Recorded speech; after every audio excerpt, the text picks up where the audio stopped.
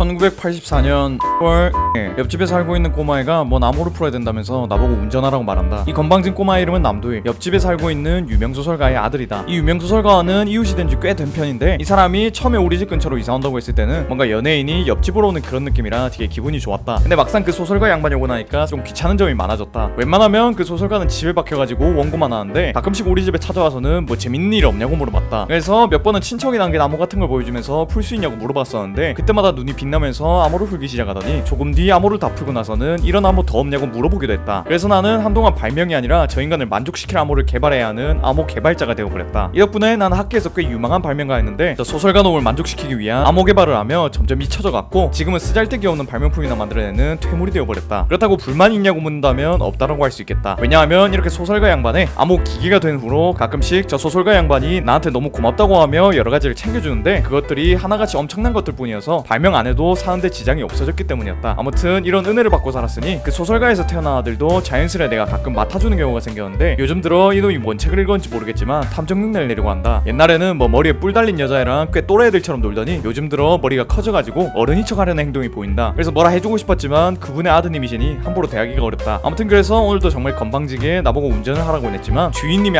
아드님이시니까 그 말대로 해주기로 한다. 이 친구의 말을 들어보니까 미란이랑 같이 늦은 밤 초등학교에 갔다가 어떤 괴한을 만났고 그 괴한이 사실 도일의 동생이었는데 그 동생이 도일에게 수수께끼를 내줘서 그걸 풀고 싶다는 식으로 말을 했다. 무슨 미친 소린가 싶다. 하지만 도련님이 그러시다고 하니 그냥 같이 암호를 풀어주는 척 하기로 한다. 덕분에 나는 도련님과 도련님의 친구인 코뿔소와 함께 일본 여러 곳을 다니기 시작했다. 중간중간 도련님이 모르는 한자가 나오면 읽어주기도 하고 같이 수수께끼도 풀어주다 보니 거의 해가 지고 있었다. 슬슬 도련님하고 미란이를 집으로 데려다줘야 될 것 같은데 도련님은 아직 수수께끼를 풀고 있는 것 같아 보였다. 이렇게 하던 중 어떤 옥상에 다다랐고 그 옥상에서 마지막 암호로 보이는 종이를 찾게 되었다. 도련님은 그 암호를 해석해보니 서쪽을 보라 라는 말로 해석을 했고 그쪽을 봤더니만 아름다운 노을이 보였다. 아마 그 수수께끼를 내준 사람은 이 노을을 보여주기 위해 그 수수께끼를 내준 것 같았다. 그 노을을 보며 도련님과 미란이는 감상에 빠진 것 같아 보였고 도일이가 어른인 척하면서 멀어졌던 둘 사이도 이번 모험 덕분에 다시 회복된 느낌이었다. 저번에 들어보니까 미란이 부모님이 경찰에다가 변호사라고 했으니 우리 도련님이랑 교제해도 될 것 같다는 생각이 들었다. 1994년 5월 한 10년 전쯤 주인님의 아드님께서 야생의 코뿔소와 교제할 것 같다는 식으로 말했었는데 우리 도련님은 집에서 공부만 했는지 연애는 아직 젬병인 것 같았다. 아직도 둘은 사귀지도 않고 썸만 타고 있다. 내가 도련님만은 나 같은 실수를 저지르지 않았으면 해서 내 경험담을 얘기해줬는데도 우리 도련님께서는 그냥 듣고 흘렸던 것 같다. 진짜 주인님 아드님만 아니었어도 엉덩이 한 대 걷어찼을 것 같다. 아무튼 오늘도 그저 똑같은 하나라고 생각했는데 도련님께서 우리 집에 찾아와서는 놀이공원에 간다는 말을 했다. 난 설마 미란이랑 가는 거냐고 물어봤는데 도일이는 그렇다고 대답했다. 난 드디어 도련님께서 여자친구를 만드는 거구나 라는 생각이 들어서 도련님에게 음흉한 미소를 지어 보였는데 도련님은 등신 보듯이 날 쳐다봐서 좀 기분이 나빴다. 아무튼 그렇게 도련님은 데이트를 하러 나갔고 난 이번에 도련님이 돌아오실 때 둘이서 돌아오시겠구나 라는 생각을 하며 늘 하던 발명을 하기 시작했다. 오늘 내가 개발하려는 건 로켓 추진기인데 이것만 있으면 개인이 하늘을 날아다닐 수 있게 되고 그렇게 된다면 차를 타고 다니며 발생했던 교통체증 같은 것이 확실히 사라질 게 분명하다. 만약 이 로켓이 상용화된다면 난 엄청난 부자가 될 게 분명하다. 그렇게 된다면 난 주인님이 가지고 있는 재산의 10분의 1 정도를 가지고 있게 되는 거니까 주인님도 나를 인정해 주시겠지. 이렇게 난 로켓을 만들어가지고 나부터 먼저 시험해보자는 마인드로 로켓을 타봤는데 이게 방향키가 말을 안 들어서 공중으로 안 가고 우리 집의 벽을 뚫어버렸다. 또 개망한 것 같다. 방광제로 밖으로 나와보니 이미 해는 져 있었고 비가 내리고 있었다. 이 시간이면 아마 도련님이 코뿔소와 데이트를 마쳤을 것 같았다. 분명히 내가 올 때 후기 가지고 오라고 말을 했었는데 안 가지고 온 걸 보니 데이트가 망했거나 아니면 아직 집에 안 들어왔다는 거다. 전자의 경우는 도련님이 등신이라 그럴 수도 있는 거고 만약 후자의 경우면 어린 놈의 자식들이 감히 이 늦은 시간까지 있는 거니까 혼을 내야 될 상황 같았다. 이런 생각을 하고 있던 와중 갑자기 어떤 꼬맹이가 나에게 말을 걸었다. 그 꼬맹이는 지 몸 사이즈보다 큰 옷을 입고 있었고 머리에는 붕대를 감고 있었다. 난 묘하게 이렇게 생긴 꼬맹이를 어디서 본 적이 있는 것 같은데 라고 생각을 하고 있던 중 그 꼬맹이는 자신이 남도이라고 말을 했다. 아 맞다, 뭔가 이 꼬맹이 도련님이랑 닮은 것 같다. 근데 우리 도련님은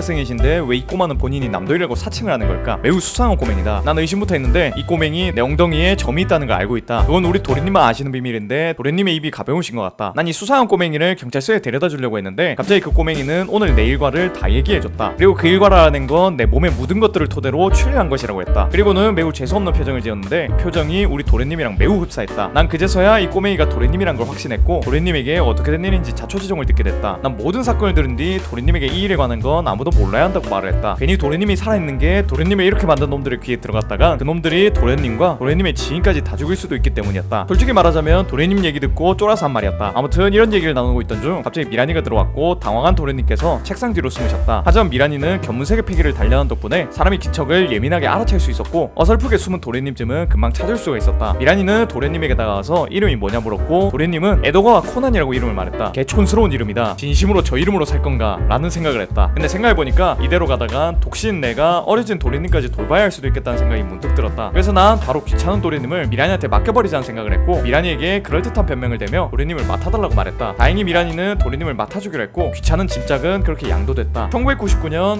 10월 1일 도련님이 어려진 후로 많은 일이 있었다. 도련님은 어려진 다음 뭔가 불편한 일이 있다 싶으면 나한테 찾아와서 좀 편리한 도구를 만들어달라고 했다. 약간 도련님은 나를 도라에몽으로 보는 것 같다. 그렇다고 도련님의 부탁을 거부해버리면 나중에 주인님한테 미움을 받게 될 수도 있으니 난 최선을 다해서 도련님이 필요할 만한 물건들을 만들어줬다. 도련님이 범인 제압할 수 있게 킹력 증강 슈즈를 달라고 해서 건네줬고 유명한 탐정 아저씨를 재떨이로 머리 후려가지고 기절시킨 것도 양심에 찔리니까 마취총 같은 거 좀 달라고 해서 시계형 마취총도 선물해줬다. 이 물건들을 가끔씩 남용하는 것 같긴 했지만 거부의 위에서 놓은 도련님을 내가 어떻게 할 수가 없었다. 아무튼 이런 나날을 겪던 중 난 비오는 날 마트 들려서 뭐 좀 사고 오던 중 우리 집 근처에서 쓰러져 있는 어떤 여자아이를 발견했다. 이 여자아이는 뒤에 큰 옷 위에 쓰러져 있었는데 뭔가 지금 비오는 것도 그렇고 큰 옷을 입고 있는 어린아이도 그렇고 도련님이 어려진 그날이 떠올랐다. 아무튼 나는 이 불쌍한 아이를 집으로 데려와서 씻겨준 뒤 좀 쉬게 해줬고 이렇게 조금 쉬자 그 아이는 눈을 떴다. 나는 그 아이에게 어쩌다 거기에 쓰러져 있었던 건지를 물어봤다. 그 아이는 잠시 고민을 하더니 이야기를 시작했다. 들어보니까 이 친구는 도련님을 작아지게 만든 조직의 과학자로 일하고 있었고 그 조직을 배신하며 도련님이 먹은 알약과 같은 걸 먹고 몸이 작아진 뒤 자신과 비슷한 처지인 남도일의 집을 향해 걷다가 여기까지 온 것이라고 말했다.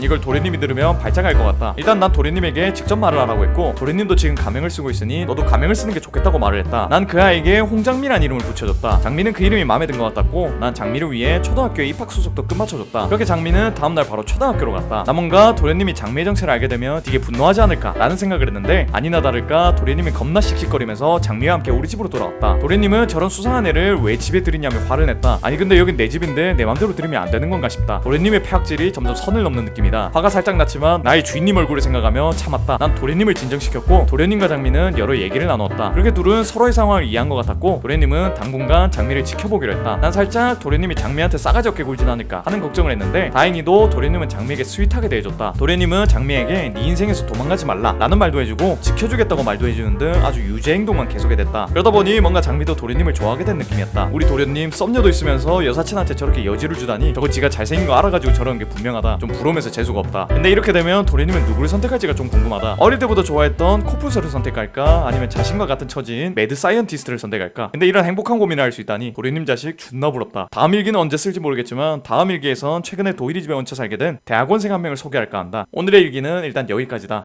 최근에 100만 달러의 펜타그램 영상만 올렸던 것 같아서 오늘은 좀 쉬어가는 느낌으로다가 다시 일기 영상으로 돌아와 봤습니다. 뭔가 극장판 관련 안 된 영상 만드는 게 되게 오랜만인 것 같네요. 다시 또 다양한 영상 만들어 보도록 하겠습니다. 오늘도 이런 영상 봐주셔서 너무 고맙고 전 더 재밌는 영상으로 돌아오겠습니다. 그럼 다음 시간에 만나요.